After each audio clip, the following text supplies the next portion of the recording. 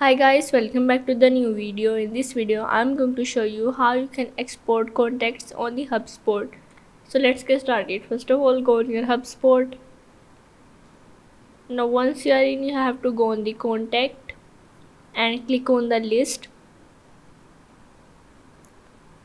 Now here you have to click on the list that you want to add to your contacts and go on the actions. Then you have to click on the export list. Here you have to search the properties, or you have many contact activity. Here you have many options like name, lead status, create date or date activity. Once you're done with it, you have to save it, and here is the option of the file format. You have to select this and also select the language. Here you have to select the Gmail.